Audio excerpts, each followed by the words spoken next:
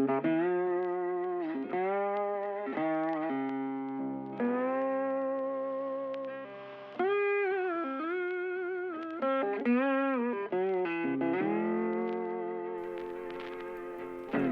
friend, you find me here having printed the background colour for my bat's image and now starting the process of carving away at everything that was the background colour to reveal the line work.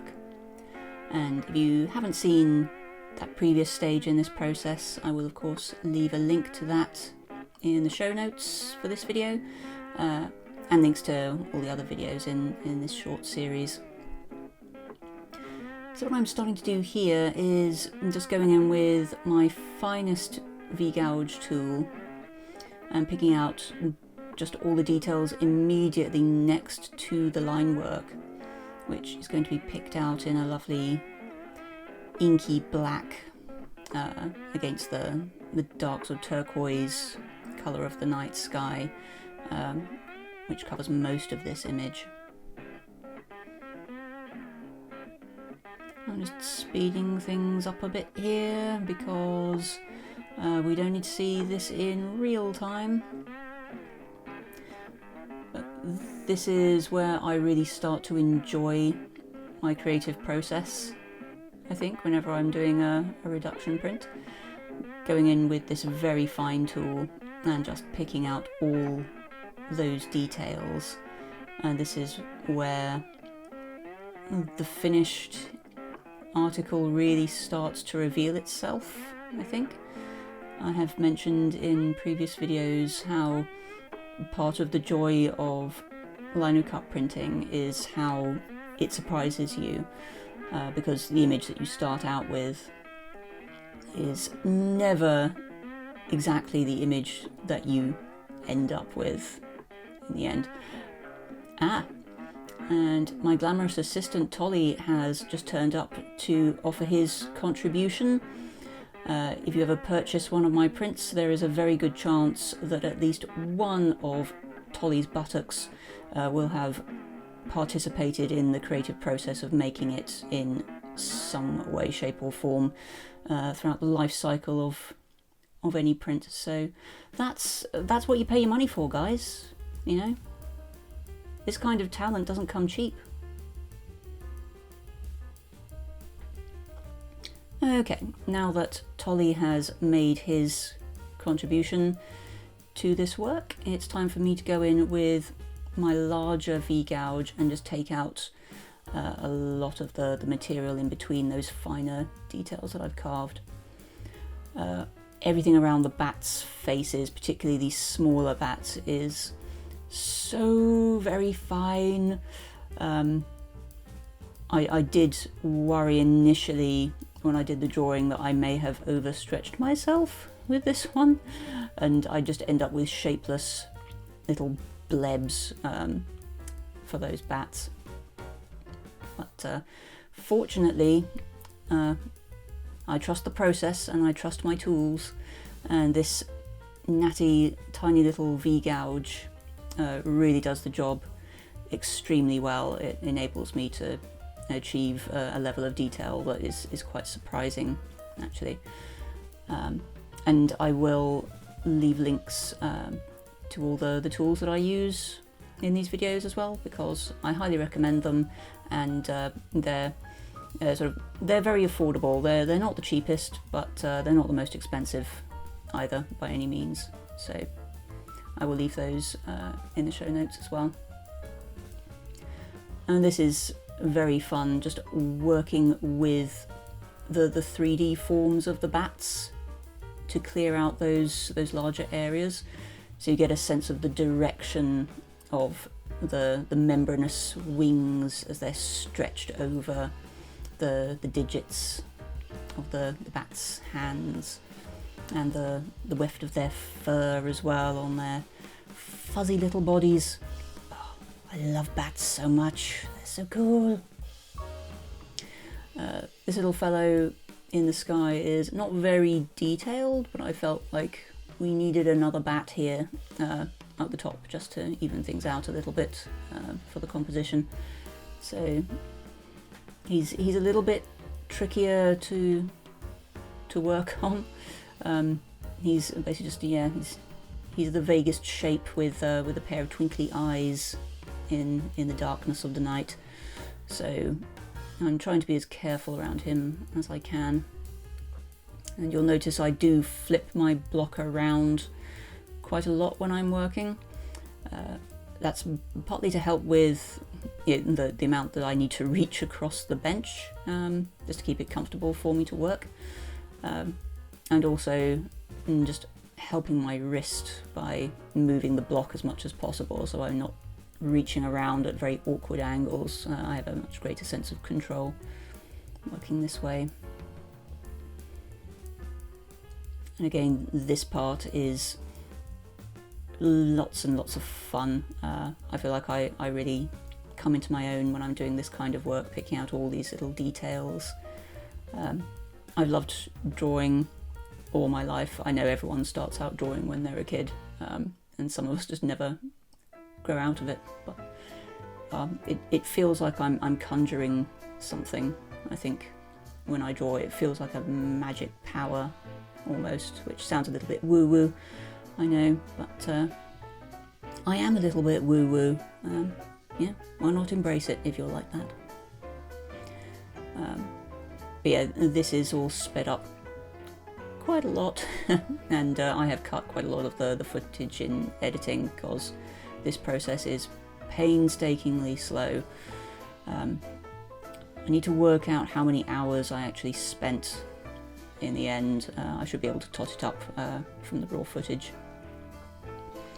But of course, the amount of time that you take when you're printing or when you're painting or doing any craft that requires lots of materials, and especially if you don't have a dedicated permanent setup, there's a lot of work that goes on around the actual execution of the thing itself that you need to consider. For instance, when you're painting, like as I do occasionally, I have two easels.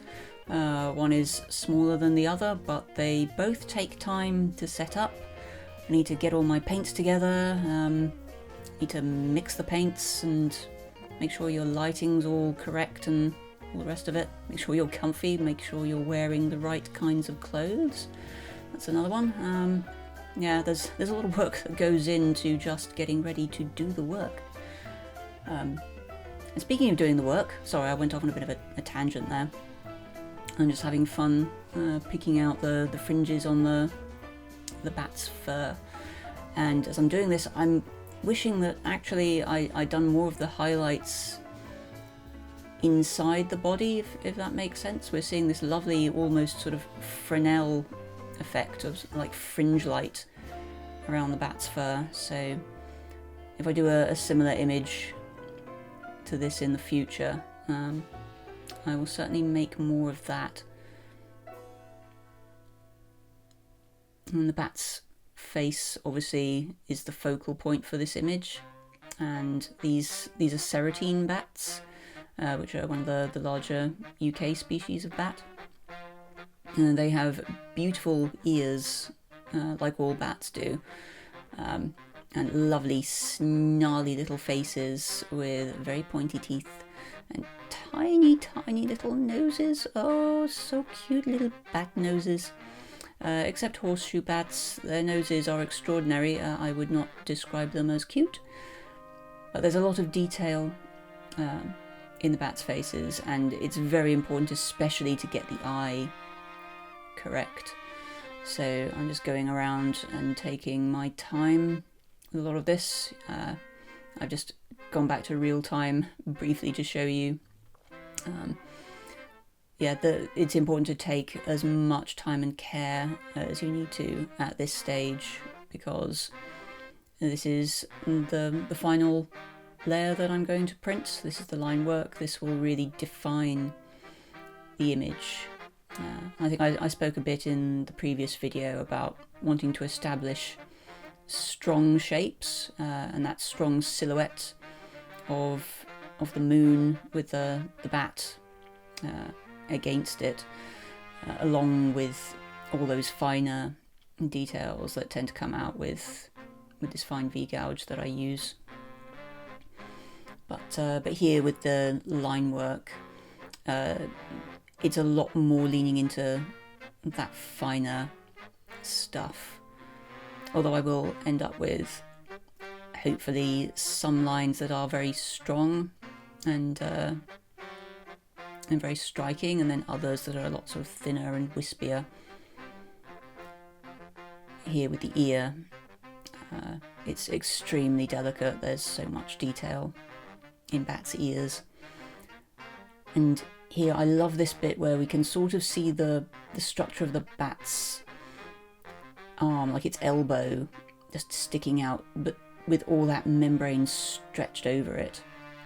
I really want to try and retain that sense of 3 dimensions in the final thing. And here I'm starting by going in as I normally do with my finest V-gouge, just to try and preserve as much as possible of that line work that I did initially in biro. Because once I go in, as I am now with my larger V-gouge, you'll start to see it feels less like drawing and more like sculpture, and it's harder to preserve those fine details. So if I initially go in with my finer V-gouge to get those outlines established, then I can just cut to that with the larger V-gouge rather than cutting straight to the line work itself, if that makes sense. So I'm cutting to my finer cuts rather than to my line work that I did in permanent ink. And occasionally, you just saw there, I do have to go back in with the fine one occasionally if I've just missed a spot, or I don't think I'm going to be able to get quite the effect that I want with the V-gouge. Here again, I'm really enjoying working with the weft, or the direction of the membranes in that bat wing. Obviously, occasionally if I'm going around an outline, I'll need to diverge from that, but for the most part, staying with that direction, just thinking like, where is the grain going, and where is the tension in the wing, and working to that as much as possible will create a lot of lines in the final finished print that will be sort of happy accidents. So I'm working with the chatter, and chatter basically is what printers refer to as, it's like all those little bits of ink that were unintentional, I suppose, that just catch on the raised areas of the lino or the soft cut material as I'm using here. Some people love it, some people loathe it. I love it personally, but it needs to be used intentionally, I would say, and with care. I'll try to reduce it unless I feel like it really serves a purpose.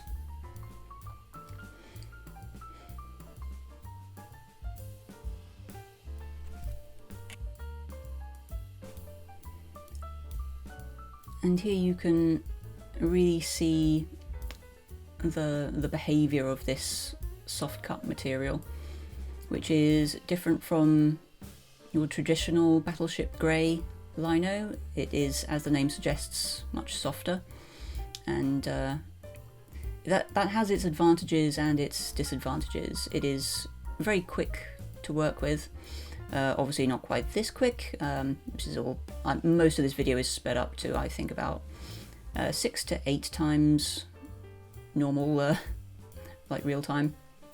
But the disadvantage of soft cut is that you will see me quite frequently having to clear it out of the little trench sort of in the middle of my V-gouge, and I occasionally stab myself by accident when I'm doing that.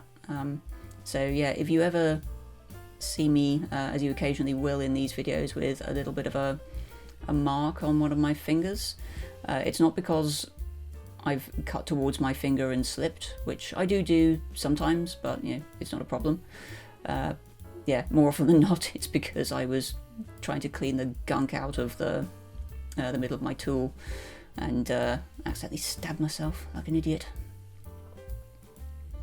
So I've been talking over one of the most important bits of the process, and again I spoke of working with the chatter that you get, and you can see how the natural sort of lines and little trenches that are cut by the tool follow the direction of the fur, the weft.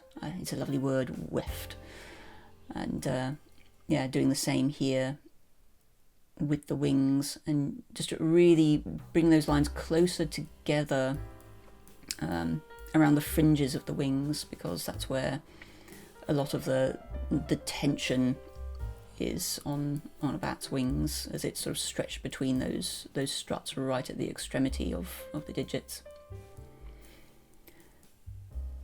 And now I'm taking away the ground mass, essentially, and the idea here is I need to bring that whole sort of big green area back down to the same level as the white area behind it that I carved out in the first video. And ideally, if I do this correctly, you should no longer see that transition between the green and the white, sorry, the green and the white background anymore. I'm just using this opportunity to, again, just really accentuate those silhouettes around the bats. I do like, when I'm carving out these backgrounds, to go vertically as much as possible, because I quite like the effect that you get in the chatter when you do that.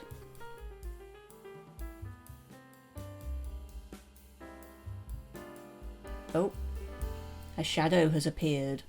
It's time for a Tolly-break. It's very important to take breaks and tickle your assistant under his chinny chin chin chin. Yes, it is, isn't it, Tolly? You're being very helpful. Yes, you are. Okay, now that the carving is basically done, I've skipped forward a little bit over clearing out the rest of the ground mass because, frankly, it wasn't that interesting. And here I'm just unpacking all the books that I've had sat on my prints for about the past week or so, as they've just been pressing. I keep my prints pressed between these sheets of tissue paper and stored back to back to minimise any transfer of ink from one to the other. So I just need to unpack these, and as I do so I'm just assessing them for the quality of the print so that I can sort them from essentially worst to best quality for the next print. And a lot of these have come out really nicely, I'm happy to say. There is a little bit of texture with the print, and it's more obvious on some than on others, but I quite like a bit of texture. It's part of the joy of the thing. It sort of hammers home that it's handmade, and eagle-eyed viewers will notice I am doing this in my slippers. Sue me. It's important, as I say, to make sure that you are comfortable when you work.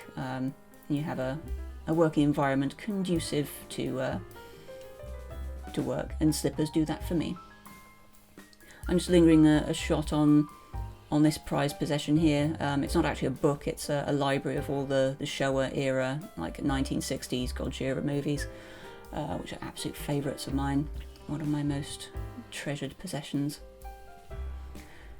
So I'm just double checking that I'm happy with the order these need to go in. You'll see there's one print there that's darker than all the others. That's because at the end of the run, when I was printing the ground mass, I had a little bit of black ink that was left over, and a tiny smidgen of the turquoise that I'd mixed up, and I'd used that black ink just to tone it down a little bit and make it a bit more muted. So I just mixed the two together and created that as a sacrificial print, essentially, because the first couple of prints, whether I'm printing the ground mass, the colour, or if I'm doing the line work, the first two will always be sacrificial. So it's good to have some redundancy built in.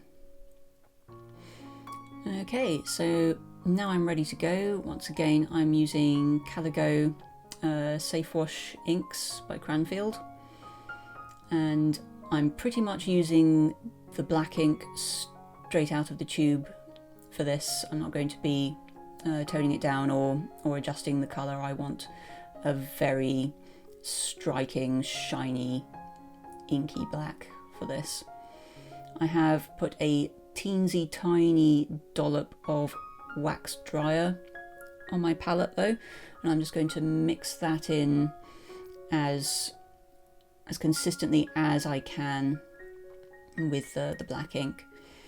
That wax dryer essentially should accelerate the drying process to a degree. You're only meant to use it in a mix of about 3%, which I guess is by volume.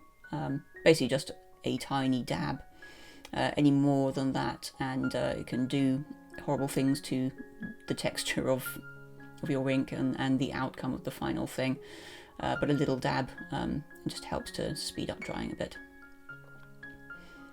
So here I'm just going to take a tiny bit of ink and start working it around my roller. I want to get a nice even spread both on the palette and on the surface of the roller itself. You can see I'm working in both directions. I'm also lifting away as I roll, just to make sure I've got even coverage all over. And you do have to be decisive once you get to this stage. You just have to make a decision that you're going for it and go for it and see what happens. I'm layering up quite thin layers of ink because I don't want to flood all of those lovely fine details that I spent so much time working on. So fine layers built up on top of each other where they're needed is the safer way to go. And I'm not going all over the block. I'm just concentrating my roller on those areas where I want the black to transfer. And I haven't bothered with clearing up any of the chatter apart from sort of around the moon a little bit, because this first one's going to be sacrificial anyway, as I say. And the registration that I'm using here is just a plain old set square that I borrowed from my partner. Reason being, the paper that I want to print on is exactly the same size as the block that I have. So fancy registration rigging was not really required for something like this.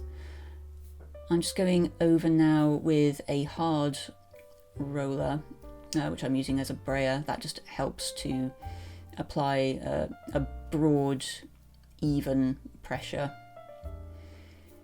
And I'm actually very happy with that. The registration has worked very well. It's picking out a lot of the lovely details, and it doesn't look too heavy and splodgy in the darker areas. So I'm going to continue. I'm just going in with a baby wipe to clean up some of the chatter, and then going in afterwards with a bit of dry kitchen towel and just to take any of the like the greasy fluid that might have transferred, because we don't want any greasy spots to remain. As I say, I quite like a bit of chatter, although it shows that it's a handmade thing, so I don't want to go crazy about it. Okay, that is the second sort of practice run done. I'm happy with that one as well. So it's now a question of wash, rinse and repeat for the rest of them. And I won't know until these have all had a chance to dry out and they've been pressed a second time. I won't know until all that's been done how many of these actually make the limited edition run. I want an edition run of prints to be unique but consistent, and some may end up still being available on sale, but as second press or artist's proofs or whatever you call it, at a reduced price. But I will reserve my judgment about how many of these actually make the cut until I've had a chance to assess the final thing. I have to say I'm very happy with how these are going at the moment. It's always a relief when you get to this stage, when you've put in so many hours of work. Just cleaning up my fingers there as well, because inky finger marks all over a print really would be a disaster at this stage. As I was saying, when you put in so many hours of work into creating things, you really do want the final result to be pleasing, and I'm very happy with how these are turning out. Yay! So I'm just going to transport us through the magic of editing to the future, where I've finished printing all the line work and these little darlings can hang upside down, because they're bats. Of course they're hanging upside down, to dry over the next few days, and I will then press them again and do the editioning and signing, and I hope that you will join me for that in the next one. Until then, take care. Bye bye.